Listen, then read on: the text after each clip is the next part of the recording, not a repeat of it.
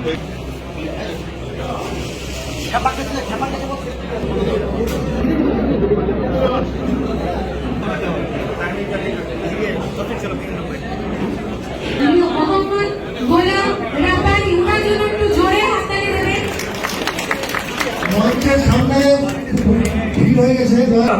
दिन लेंगे वहाँ के लिए दीदी हमारा काफी है, लेकिन ये रायगढ़ की मिट्टी है। रायगढ़ में हम लोग दीदी मल्टीपल हॉस्पिटल, दीदी जो है यूनिवर्सिटी, दीदी मेडिकल कॉलेज, सारा चीज देने के बाद आप लोगों से एक ही रिक्वेस्ट है, हम लोग 2024 का हमारे टारगेट करें। 2024 के जुड़ी उत्तर प्रदेश থেকে কামলাপতি ত্রিপাঠীর ছেলে মেয়ে বা গ্র্যান্ডসন যদি এর মধ্যে আমরা দেখতে পাই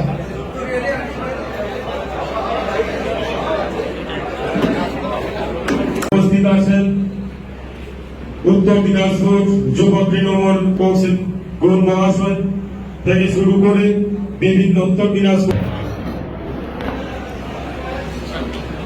হবে। এই গানটা আমাকে খুব ভালো লাগতো, কিন্তু কিছু বাধ্যতামূলক ছিল, আমি এটা গাইতে পারতাম। All the dignitaries on the dais and all the dignitaries of the dais, please take my namaskar, pranam and sabuj abhinandan. আজকে পশ্চিমবঙ্গ মাধ্যমিক শিক্ষা পরিষদ আমাদের সংবর্ধনার মাধ্যমে যে সম্মান প্রদান করেছে, সেটা আগামী দিনে নিশ্চয়ই আমাদের ঊর্জা প্রদান করবে, প্রেরণা যোগাবে আরো ভালো কাজ করার জন্য, জনগণকে আরো ভালো পরিষেবা দেওয়া। বন্ধুগণ, একটা জিনিস শেয়ার করতে চাই। বিগত 6 মাস ধরে অক্সিজেনের অভাবে ভুগছিলাম, তো ডাক্তার দেখিয়েছিলাম, একটা ডাক্তার ওষুধ দিয়েছিল, কিন্তু অক্সিজেনের অভাবটা কাটেনি। তারপর একটা বড় ডাক্তারের কাছে গেলাম, তিনি প্রেসক্রাইব করলেন যে তৃণমূল কংগ্রেসে যোগদান করো, ন্যাচারাল অক্সিজেন পাবে। আজকে আপনাদের সামনে আমাকে কনফেস করতে কোনো দ্বিধাবোধ হচ্ছে না যে আমি 6 মাস আগে যে রাজনৈতিক নির্ণয় নিয়েছিলাম, সেটা নির্ণয়টা আমার ভুল ছিল। তো ভুল নির্ণয়কে বেশিদিন সাথে নিয়ে যাওয়া উচিত না, সেটাকে শুধরে নেওয়া উচিত। তো তাই আমি আমার নির্ণয়টাকে শুধরে নিয়েছি। এখন মাটি মানুষের সরকার যে হিসাবে উন্নয়নমূলক প্রকল্প মা বোনদের উপহার দিচ্ছে, আর আরেক তরফে কেন্দ্র সরকার যে হিসাবে নোটবন্দি বলুন, জিএসটি বলুন, গ্যাসের পেট্রোল ডিজেলের দাম মূল্য বৃদ্ধি বলুন, খাদ্য সামগ্রীর মূল্য বৃদ্ধি বলুন, এগুলো বাড়িয়ে দিয়ে মা বোনদের উপর প্রহার করছে, এই কথা আমার কাছে উত্তর ছিল না। আমি কাজ করার মানসিকতায় রাজনীতিতে এসেছি, আমি মানুষের জন্য কাজ করতে চাই। তো পশ্চিমবঙ্গে জোর গলায় বলতে চাই যে মানুষের সরকারের বিকল্প নাই, কাজ করার এখানে প্ল্যাটফর্ম আছে। বিজেপিতে ছিল ষড়যন্ত্র দিয়ে জিতা যায় না, জিততে হলে উন্নয়ন করতে হবে, বিকাশ করতে হবে, নতুন কর্মক্ষেত্র তৈরি করতে হবে, আর লোককে পরিষেবা দিতে হবে। তো আজকে এই সব কাজ তৃণমূল কংগ্রেসের সরকার করে আসছে। সেই জন্য মাননীয় মমতা ব্যানার্জি অনুপ্রেরণায় আমি বিগত 27 তারিখে তৃণমূল কংগ্রেসে যোগদান করলাম। আর যোগদান করে আসার পর 29 তারিখ রায়গঞ্জ জেএসএম আমাকে ওয়েলকাম করলো, কালকে কমলাবাড়িতে জেএসএম আমাকে ওয়েলকাম করলো। সত্যি আমি নিজেকে গর্বিত করছি। আজকে একটা কথা আছে হিন্দিতে, घर का दूल्हा अगर शाम को लौट आए तो उसको भूला नहीं कहते। এটা রায়গঞ্জবাসী আমাকে দেখালো, আমার ওয়েলকাম করে যে বাড়ির ছেলে বাড়িতে ফিরেছে। আমি ধন্যবাদ দিতে চাই রায়গঞ্জবাসীকে। আর কিছু আমার শুভকামনা কি আছে, আমাকে ভালোবাসেন, তাদেরকে আমি বলতে চাই शेर होता है, चाहे वो पिंजरे में रहे वो चाहे जंगल में रहे। और दूसरा लाइन आपके लिए सबर जन्म, न शिकवा करेंगे ना गिला करेंगे, न शिकवा करेंगे ना गिला करेंगे, आप सब सलामत रहो, हम दुआ करेंगे। সবাইকে অনেক অনেক ধন্যবাদ। সবাই ভালো থাকুন, সুস্থ থাকুন। বন্দে মাতরম। মমতা ব্যানার্জি জিন্দাবাদ। বক্তব্য রাখার জন্য এর মধ্যে আমরা দেখতে পাই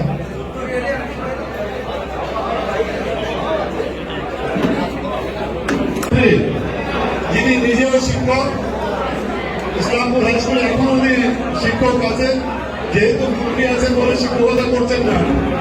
আমাদের এখানে কৃষ্ণ কল্যাণী যিনি আমাদের বাজারে যোগদান করেছেন, আমি তৃণমূল কংগ্রেসের পক্ষ থেকে, জেলা তৃণমূল কংগ্রেসের পক্ষ থেকে ওনাকে অনেক অনেক অভিনন্দন জানাচ্ছি এবং এই কথা দিচ্ছি যে আমরা সবাই কিন্তু একটা এখন একই পরিবারের সদস্য হয়ে গেলাম।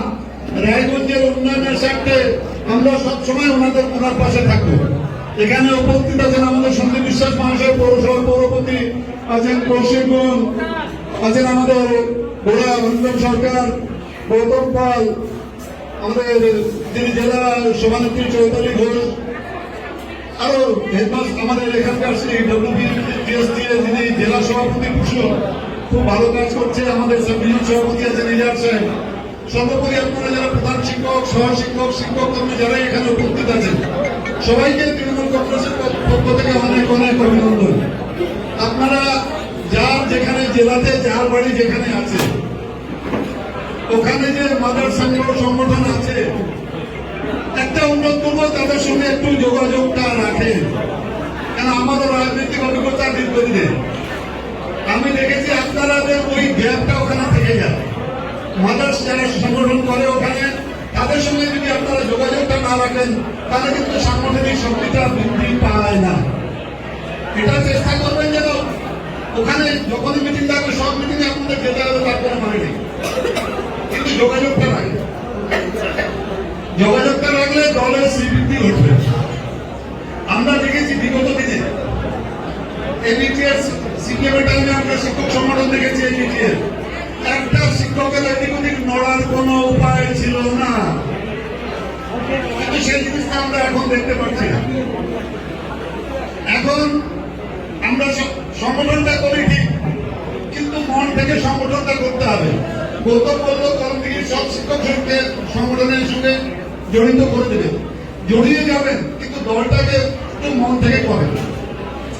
এটা না কোনো ভীতির ব্যাপার, কোনো কাউকে জোরবন্দি করার কোনো ব্যাপার নেই। কারণ আপনারা তো নিজেরাই শিক্ষক, আপনারা নিষ্ঠার সঙ্গে যদি দল না করেন কে করবে? আপনারা তো অনেক উপরে আছেন সমাজে, বলে গুরু গোবিন্দ খড়ে কাজে লাগু পায়, বলিহারি গুরুদেব কি গোবিন্দিও বেতায়। তো এখানে নিষ্ঠার অভাবটা ঘটবে কেন? আজকে মমতা বন্দ্যোপাধ্যায় এর আগে একটা সরকার ছিল ভাই, 34 বছর 34 ইয়ার একটা গভর্নমেন্ট ছিল। কোন কাজটা করেছিল বলুন তো? একটা প্রকল্প দিয়েছে, একটা প্রকল্প দেয়নি। 34 বছর সরকারটা খালি পার্টিবাজি করেছিল। আর আজকে মমতা বন্দ্যোপাধ্যায় এত প্রকল্প।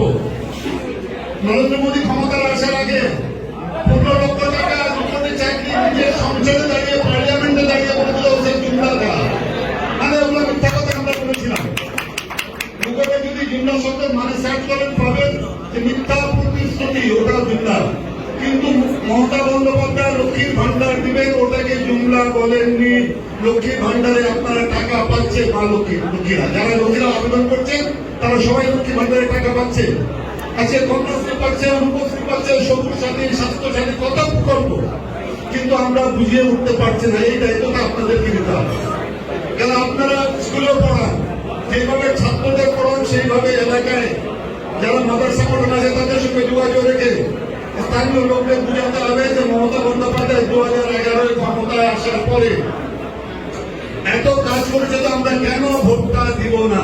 কেন যে কোনো রাজনৈতিক দলের মূল্যায়ন কিন্তু ভোট, মূল্যায়ন কিন্তু ইভ্যালুয়েশন করা হবে, ভোটের মাধ্যমে মূল্যায়ন হবে। আর যদি ভোটটা না হয় তাহলে ধরে নিতে হবে যে আমরা মন থেকে দল করি না, এই মন নিষ্ঠার সঙ্গে দল করবো। তারপরেও যদি কোনো অসুবিধা থাকে, আপনারা যেখানে থাকেন নিশ্চয়ই আমাদের কলেজে নিয়ে আসবেন যে আমার অমুক সংগঠনের অমুক সদস্যের এখানে ওরকম অসুবিধা হচ্ছে, আমরা নিশ্চয়ই পাশে দাঁড়াবো। এটা তো বড় বড় ট্রাফিক আছে, আগামী দিনে রবীন্দ্র ভবনে মিটিং করবো আমরা। আরো একটু আসল সমস্যা হলো শিক্ষকদের সঙ্গে যেটা প্রশ্ন করছে, এই কোভিডের জন্য স্কুল তো খুলবে 16 নভেম্বর থেকে। এর মাঝখানে কিন্তু যেহেতু 1.5 বছর স্কুল ছিল, অনেক মাস 1.5 বছর স্কুল বন্ধ ছিল, অনেক মাস্টার বলছে যে আমরা তো রাস্তাও ভুলে গেছি স্কুলের। কেননা 1.5 বছর বন্ধ তো মামুলি কথা নয়, 1.5 বছর বন্ধ। কোভিডের সবচেয়ে বেশি যদি ক্ষতি হয়ে থাকে তাহলে এই শিক্ষার ক্ষতিটা সবচেয়ে বেশি হয়েছে। এখন স্কুলটা খুলবে, স্কুলটা খোলার পরে একটা আমাদের ম্যানেজিং কমিটির ব্যাপারটা আমরা দেখছি, সবাই মিলে সঙ্গে কথা বলে নিয়ে কোন কোন স্কুলে, অনেক স্কুলের ম্যানেজিং কমিটি নিয়েও সমস্যা আছে। কোথাও হয়তো এক সময় আজকের মতো খবর এখানেই শেষ হলো। আমাদের বর্তমান কথার খবরের সঙ্গে জুড়ে থাকার জন্য আপনারা সাবস্ক্রাইব করুন বর্তমান কথার ইউটিউব চ্যানেল এবং দেখতে থাকুন বর্তমান কথার পোর্টাল নিউজ। আমাদের বর্তমান কথার অনুষ্ঠানের সহযোগী নিবেদন করছে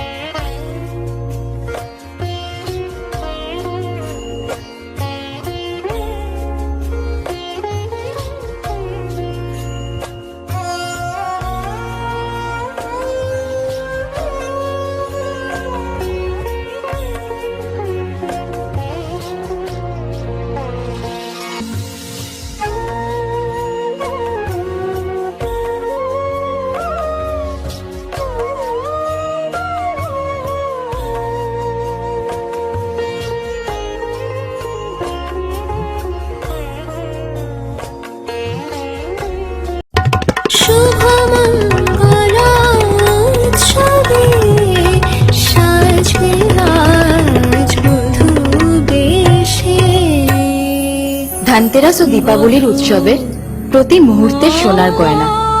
শুভ দীপাবলি। গয়নার মজুরিতে 25% ছাড়। শিবম জুয়েলারি হাউস, রায়গঞ্জ এবং কালিয়াগঞ্জ। শিবম, প্রতি মুহূর্তের উৎসবের গয়না। শিবম জুয়েলারি হাউস, চিরদিনের। এখানে আপনারা পেয়ে যাবেন হালকা থেকে ভারী সমস্ত রকমের গহনা এবং নিত্য নতুন ডিজাইনের সমস্ত রকমের গহনা পেয়ে যাবেন। এবং আমাদের এই দোকান ওপেনিংয়ের এই গহনা আবহের জন্য ওপেনিংয়ের জন্য আমরা প্রতি সোনা এবং রূপোর গহনার মজুরির উপরে 25% ছাড় দিচ্ছি। এই অফারটি প্রযোজ্য আছে। এই ধনতেরাসে খুশি ঘরে আনুন, ওরিয়েন্টের সঙ্গে জমিয়ে দীপাবলি করুন। আলো হোক ঘরের কোনায় কোনায়, ওরিয়েন্টের সোনার গয়না। হীরের গয়নার মজুরিতে 100% ছাড়, 230 টাকা ছাড় প্রতি গ্রাম সোনার গয়নার মজুরিতেও। ওরিয়েন্ট জুয়েলার্স, শুধুই হলমার্ক। কিংবা সাবান, প্রদীপ সোপ ফ্যাক্টরি মনে রেখো নাম। আছে ডিটারজেন্ট সবুজ টগর, আর আছে রকমারি সাবান। আছে ডিটারজেন্ট সবুজ টগর, আর আছে রকমারি সাবান। উজ্জ্বল ঝলমলে কাটা যায় রাশি রাশি, আমরা সবাই তাই আনন্দে মেতে থাকি। আমরা সবাই তাই আনন্দে মেতে থাকি। প্রদীপ সোপ ফ্যাক্টরি, হসপিটাল পাড়া, কালিয়াগঞ্জ, উত্তর দিনাজপুর। প্রদীপ কুমার সাহা, বিষ্ণু।